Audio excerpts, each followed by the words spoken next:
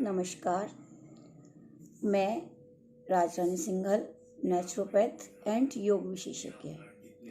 आज के इस वीडियो में हम बात करेंगे मानसिक असंतुलन की। किस प्रकार हम इससे निजात पा सकते हैं और अपने जीवन में खुश रह सकते हैं। अस्वस्थ मन शरीर को अस्वस्थ बनाता है। शारीरिक स्वास्थ्य के लिए मानसिक स्वास्थ्य बहुत जरूरी है। अस्वाभाविक आकांक्षाएं, इच्छाएं, असहिष्णुता, अवांछनीय घटनाएं मन को असंतुलित बना देती हैं। मानसिक असंतुलन सफलता की बहुत बड़ी बाधा है। समस्या का सामना करना और मानसिक संतुलन खोना एक बात नहीं है। समस्या से जूझते हुए भी अपना संतुलन बनाए रखना एक विशेषता है। एक बार किसी ने अब्राहम लिंकन से पूछा कि आपकी सफलता का क्या रहस्य है। अब्राहम लिंकन क्या जवाब देते हैं? वो कहते हैं कि मैं अपने व्यक्तित्व को हमेशा प्रफुल्ल बनाए रखता हूँ। इसका आधार है मानसिक संतुलन। लिंकन जी कहते हैं, मैं अपने मन को नियंत्रण में रखता हूँ। मैं कभी भयानक विचारों को अपने अंदर आने ही नहीं देता। मैं हमेशा आशा, उत्साह और प्रगति के सपने देखता हूँ। जब कभी चिंताएं मुझे घेरने लगती हैं, मैं सुखद कल्पनाएं करने लगता हूँ। ऐसी कल्पनाएं करता हूँ कि मेरा मन स्फूर्ति से, ऊर्जा से भर जाता है और यही मेरी सफलता का रहस्य है। यही मेरे मानसिक नियंत्रण का उपाय है। लिंकन का जवाब न केवल लिंकन की सफलता का रहस्य है, बल्कि इस सूत्र को अपनाकर हम अपनी भी समस्याओं से मुक्ति पा सकते हैं और जीवन में सफलता को प्राप्त कर सकते हैं। वह अपने व्यक्तित्व को निखार सकते हैं। जिस सफलता के लिए हम प्रयास करते हैं वह हमें जरूर मिलेगी अगर हम अपने मन को नियंत्रण में कर लें, हम अपने विचारों को सकारात्मक बना लें और उस लक्ष्य को पाने के लिए आगे बढ़ते जाएं जो हमारी जिंदगी का उद्देश्य है। मानसिक असंतुलन के कुछ कारण हैं जिसमें इमोशंस हमारे सबसे ज़्यादा महत्वपूर्ण है। इमोशंस का प्रभाव सबसे पहले हमारे नर्वस सिस्टम पर पड़ता है, जिससे हमारा अनुकंपी नाड़ी संस्थान, जिसे हम सिंपैथेटिक नर्वस सिस्टम कहते हैं, ये अधिक एक्टिव हो जाता है और मांसपेशियों में तनाव पैदा कर देता है। इस असंतुलन का सीधा प्रभाव हमारे मन पर भी पड़ता है। आवेश में आकर के ही व्यक्ति आत्महत्या कर लेता है। आत्महत्या के आंकड़े दिन प्रतिदिन बढ़ते जा रहे हैं। आवेश में आकर ही मनुष्य एक दूसरे पर हावी हो जाता है और अपने रिश्ते खो बैठता है। आवेश के कारण ही व्यक्ति हिंसा में लिप्त रहता है, आतंकवाद जैसे दहशत फैलाने वाले कार्यों में प्रवृत्त होता है। आवेश में व्यक्ति अपना भान भूल जाता है, अपने अस्तित्व को भूल जाता है कि वह क्या कर रहा है, क्यों कर रहा है और ऐसा इसे करने से क्या मिलेगा या इसका क्या फल होगा। और वेस्टर्न कंट्रीज में तो आए दिन इमोशनलेस होकर लोग पता नहीं क्या क्या करते हैं और यही हमारे मानसिक असंतुलन का एक कारण बनता है। उसके बाद मानसिक असंतुलन का दूसरा मुख्य कारण है आग्रह, और हमारे पारिवारिक संघर्षों का भी मूल कारण आग्रह ही है। आग्रह के कारण व्यक्ति परिवार में एडजस्टमेंट नहीं कर पाता। आग्रह के कारण ही परिवार में धीरे धीरे कलह का वातावरण बनता चला जाता है।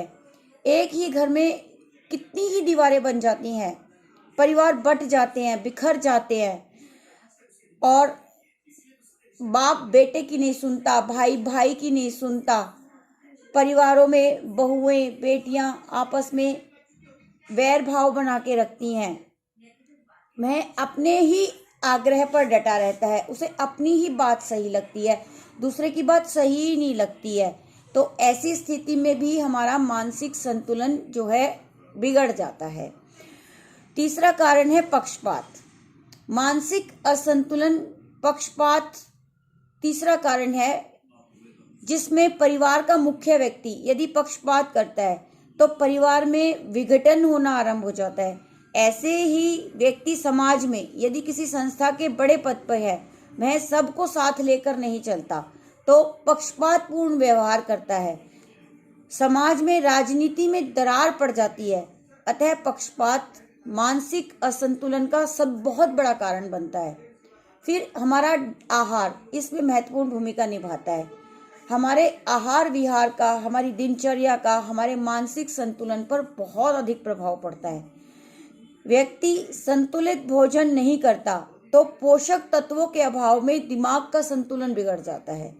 संतुलित भोजन से मतलब है हमारा कार्बोहाइड्रेट, हमारा वसा, हमारा प्रोटीन, हमारे लवण, हमारे अन्य तत्वों से युक्त भोजन अगर हम करते हैं तो हमारे शरीर को संतुलित पोषण मिलता है, हमारा ब्रेन सही से काम करता है और इस प्रकार उन हार्मोन्स से जो हमारे ब्रेन से निकलते हैं, हमारी बॉडी से निकलते हैं, उनसे हमारा व्यक्ति का स्वभाव, व्यवहार, आदतें, आचरण बनते हैं, बदलते हैं, संतुलित रहते हैं।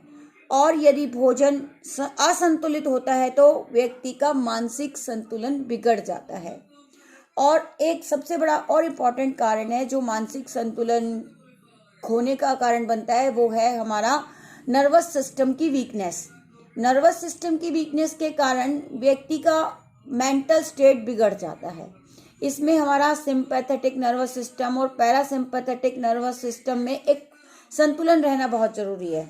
यदि इसमें इम्बैलेंस होता है तो हमारे ब्रेन का स्टेट ठीक नहीं होता है, वीकनेस आ जाती है, हार्मोन्स ठीक से नहीं निकलते हैं और इस प्रकार जब हार्मोन्स ठीक से नहीं निकलेंगे तो हमारे ब्रेन जो पूरी बॉडी को कंट्रोल करता है वो अपना काम ठीक से नहीं कर पाएगा और पूरे शरीर में अस्वस्थता आ जाती है। आइए कुछ उपाय समझते हैं कि हम मानसिक असंतुलन से कैसे बचें। अगर हम इन कारणों पर ध्यान दें कि मानसिक असंतुलन के क्या कारण हैं, तो इसका उपाय भी सीधा हमें इसी में नजर आता है कि हम इन कारणों से बच के रहें, इन कारणों को दूर करने की कोशिश करें। और इन सब का योग में एक उपाय है shavasana, DRT, deep relaxation technique, यानी हमारा शरीर ध्यान, शरीर पर विश्राम का प्रभाव। दूसरा है हमारा श्वास का ध्यान। अगर हम शरीर ध्यान और श्वास ध्यान दोनों करते हैं तो हम कहीं ना कहीं अपनी इन समस्याओं से मुक्ति पा सकते हैं।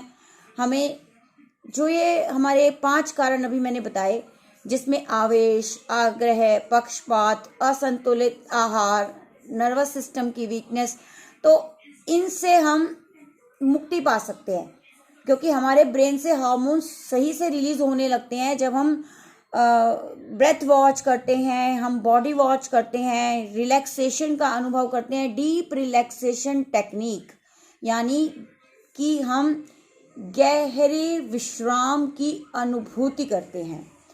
और वह होता है हमारे शवासन में, योग निद्रा में, ध्यान में, प्राणायाम में। तो ये तो हमारे उपाय ज़रूरी हैं ही।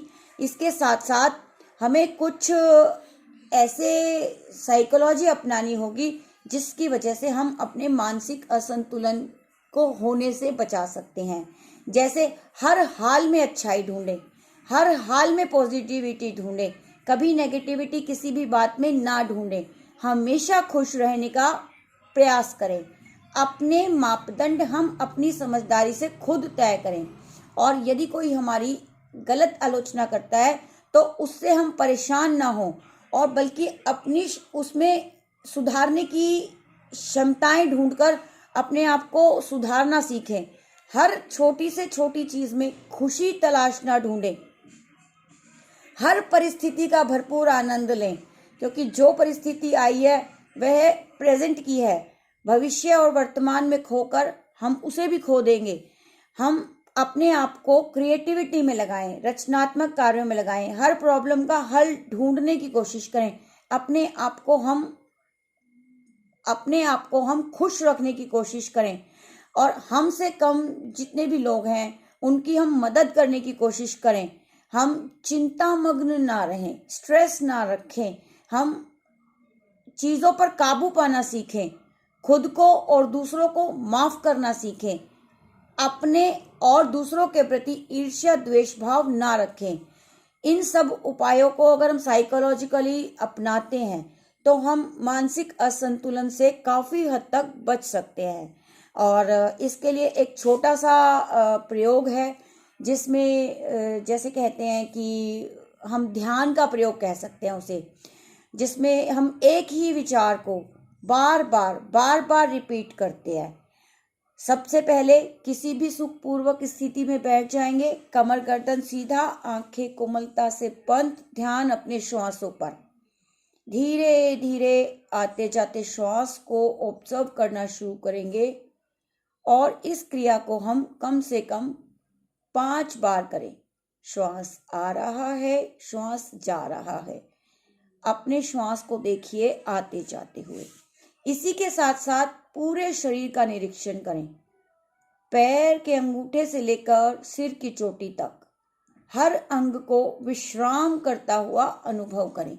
धीरे धीरे हर शरीर के हर प्रत्येक भाग को मन की आंखों से देखते हुए आएंगे। इसे आप बैठकर, लेटकर, खड़े होकर किसी भी प्रकार कर सकते हैं। उसके बाद 3 से 4 मिनट या 5 मिनट आप इस क्रिया को करिए। इसे शवासन की प्रक्रिया भी कहते हैं और डीप रिलैक्सेशन की प्रक्रिया भी कहा जाता है। इसके बाद हम कम से कम 9 टाइम्स महाप्राण ध्वनि करेंगे। डीप ब्रेथ, गहरी श्वास लेने के पश्चात भंवरे के समान गुंजन करेंगे। देखिए कैसे करेंगे।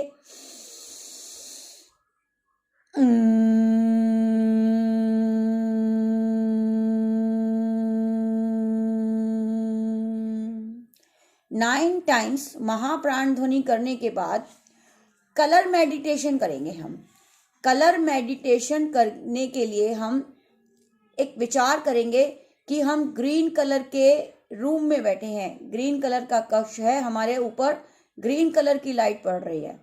जब हम गहरी श्वास भर रहे हैं तो हरे रंग का श्वास हम भर रहे हैं और यह श्वास हरे रंग के परमाणु की किरणें लेकर हमारे अंदर प्रवेश कर रहा है। हमारा पूरा शरीर हरे रंग का हो गया है। हम अपनी आईब्रोज के मिडिल में जहां तिलक व बिंदी लगाते हैं वहां पर भी हरे रंग का ध्यान करेंगे। हरे रंग का ध्यान हमारे मानसिक संतुलन के लिए बहुत ही लाभकारी है और यहाँ पर हम हरे रंग का ध्यान करते हुए अनुभव करेंगे कि हमारे आवेश अनुशासित हो रहे हैं, मेरा मानसिक संतुलन बढ़ रहा है, मेरे आवेश संतुलित हो रहे हैं, मेरा मानसिक संतुलन बढ़ रहा है।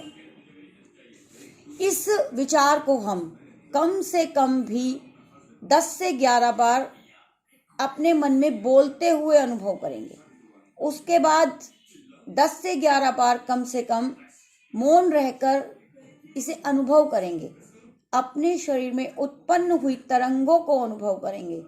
इन तरंगों से मेरा मन शांत होता है, मेरा नर्वस सिस्टम जिसमें सिंपैथेटिक नर्वस सिस्टम और पैरासिम्पैथेटिक नर्वस सिस्टम संतुलित होता है। यह है योग की एक छोटी सी विधि जिसमें हम अपने मानसिक असंतुलन को संतुलित कर सकते हैं और मन का प्रभाव शरीर पर आता है। यह मन के रोग, शरीर के रोग सबको ठीक करने का आसान सा उपाय है। अगले वीडियो में हम इसी प्रकार कोई और अपनी साइकोलॉजिकल समस्या को लेकर आएंगे। वीडियो पसंद आया हो तो इसे लाइक कीजिए, सब्सक्राइब कीजिए और जन सेवा के लिए शेयर कीजिए। आपका बहुत बहुत धन्यवाद। फिर मिलेंगे नए वीडियो के साथ।